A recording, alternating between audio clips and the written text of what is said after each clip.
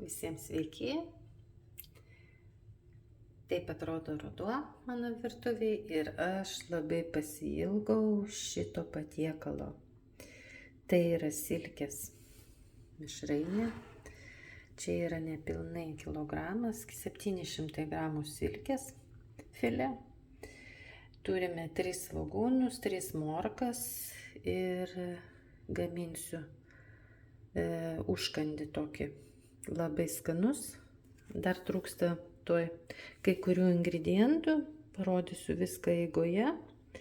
Tai ką pirmiausia reikia daryti, reikia nusilupti morkas, svogūnus ir supjaustyti kubeliais. O silkę reikia supjaustyti juostelėm, nuimti odelę ir čia yra silkės filė. Reikia gražiai nuimti odelę ir supjaustyti žuvytę juostelėm. Taip va, supjaustyti tokiom ribkutėm. Darbuojamės. Taip, morkytės pjaustome. Nuskutame, nuplauname morką ir supjaustome tokiais va kubeliais. Čia vieną morką jau turiu, čia antra ir toj trečia bus. Taip, supjaustėm 3 morkytės. Ką mums reikia pasidaryti, kol mano keptuvės sausos, ant vienos keptuvės reikia pakepinti moliūgo sėklų. Tokios gražios.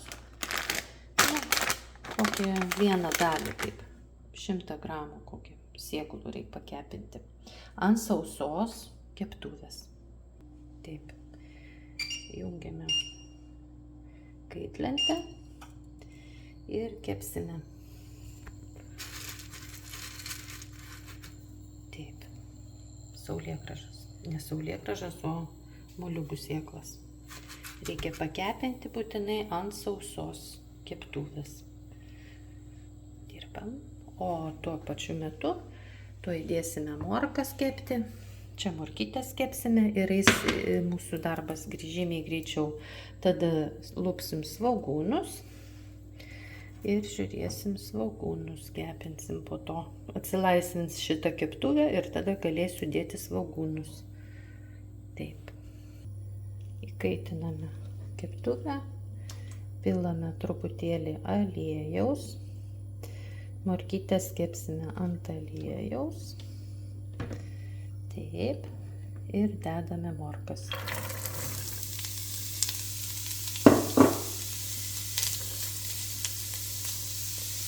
Čia kepa tos moliūgų sėklos. Taip, sudėsim visas morkas, nes vieną ranką viską daryti neįmanoma. Ir filmuoti, žiūrėti. Taip, čia sumažinsime. Ant vidutinės, taip, ant 6. Ir kepinsime morkytės. Čia reikia pamaišyti. Karts nuo karto pamaišyti moliūgo sėklas, kad nesudegtų, o gražiai apkepinti. Va. Čia kepa. Ir aš dabar galiu tuo metu užsiimti su svogūnais. Nusilupsim svogūnus ir supjaustysim kubeliais. Saulėgrąžos jau iškepė. Tuoj mes jas dėsime į švarę lėkštutę sausą. Ir nepamirštam apie morkas. Morkas reikia irgi nesudeginti, bet apkepinti gražiai, kad jos būtų minkštos. Taip, moliūgų sėklos jau iškepė. Mažinu ugnį ir aš jas dedu. Aha, iškrito. Tuo aš jas pagausiu. Taip, moliūgų sėklos jau turim iškepusias. Jas dabar dedame į šoną. Tegu jos vėsta. Dabar ką mes darom? Kepam toliau morkas. Ir pjaustome svogūnus. Smulkiname. Taip atrodo svogūnai. kubeliais, kvadratukais pjaustyti, dar liko viena ropelė ir reikia nepamiršti vis pavartyti morkas. Morkom po to mes dėsime į morkytės truputėlį druskos ir pipiro. Dar kol kas nedėsiu, tegu jos kepa lengvai. O tuo metu baigiame pjaustyti svogūnus ir pradėsime juos kepti. Įpyliau aliejaus ir sudėjau visus 3 svogūnus. Va, labai nedaug aliejiko ir kepiname gražiai,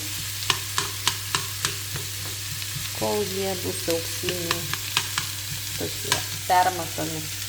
Vis pamaišome morkas. Oi, kokie svogūnai pikti. Man akys ašaroja. Aha, gerai. Ir čia kepa, čia sumažinsim ugnį iki vidutinio, kad nesudegtų, kad gražiai keptų. Ir ką aš dabar galiu daryti, aš galiu pradėti valyti silkę. Taip, patikrinau, kaip kepa svogūnai ir morkos, pamaišiau, pažiūrėjau, ar dar reikia kepti. Taip, dar pakepsime. Ir čia jau pasiruošiau silkę. Silkei nulupau odą, filė, turiu lėkštę ir dabar pradėsiu aš ją pjaustyti. Silkę pjaustome taip, kad būtų patogu iš karto valgyti. Tokiom nedideliom porcijom, kad paėmus salotų, reiškia, įsidėjus į burną, iškart galima būtų valgyti. Va, dabar sudėliosime čia į lėkštutę gražiai. Pirma eilutė yra. Taip, dirbam. Taip, silkę supjaušiu, sudėjau rateliu, viską gražiai apiforminau. Man dar liko, va, prašau, liko kiek, 2,5 žuvytės. Šiuo metu jau matau, kad jau morkytės apkepė. Jau matosi, kad jos yra iškepusios. Tai šiuo metu jau galima dėti druskytės ir pipiriukų. Čia yra juodi pipirai, pipiriuko, druskytės. Išmaišom gerai viską, sujungiame. Ir dabar dar reikės įdėti kečupo šaukštą. Taip, čia gerai. Dabar druskos dedame ir ant svogūnų. Nedaug dedame, kad tik tai nebūtų per saldu, kad būtų skonio. Ir truputėlį pipiriukų juodų. Gerai viską išmaišome. Jau svogūnai irgi eina į pabaigą kepti. Matosi, kad jau kiti rusvėja. Taip, išmaišėm, dar tegu biškelį pakepa. Ir žiūrim, kad morkytės mūsų reikia jungti lauk. Išjungiam lauk. Tak.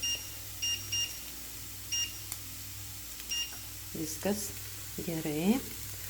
Dabar į morkas dėsime kečupo. Taip, reikia įdėti tomato kečupą. Va, užpyliau tomato, išmaišome ir dedame į lėkštę iki pilno atvėsimo. Kai atvės morkos ir svogūnai, mes pratęsime formuoti toliau mūsų silkę pataluose. Taip, morkos dabar ir svogūnai iškepė ir lauksime, kol pilnai atvės, o tada pratęsime dirbti ir sluoksniuoti mūsų salotas.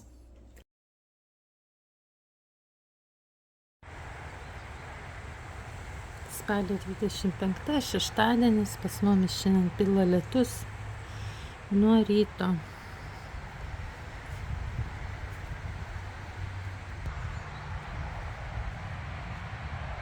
Kur mano zylutės? Yra zylutės. Tai pratęsime mūsų gaminimą toliau.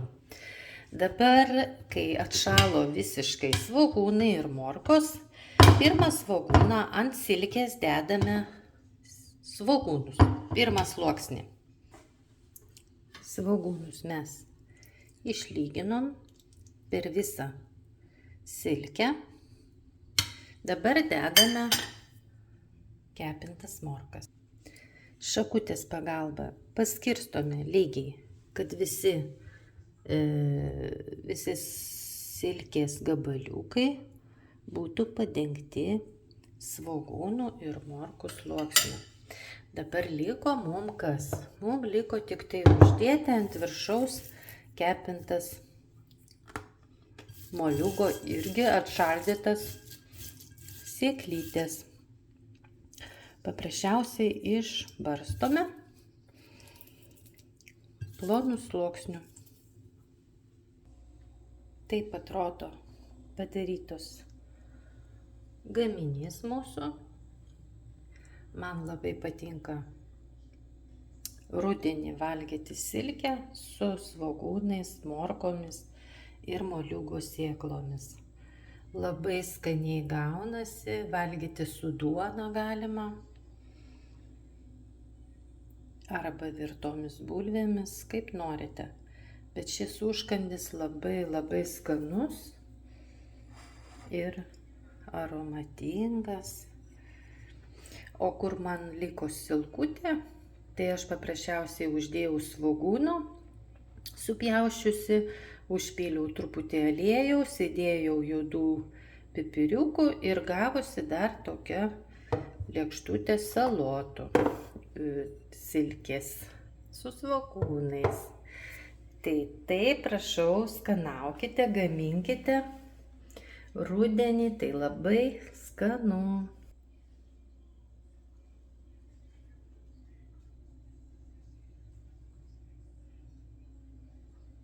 Taip, tikiuosi jums patiks šis receptas ir jūs pagaminsite.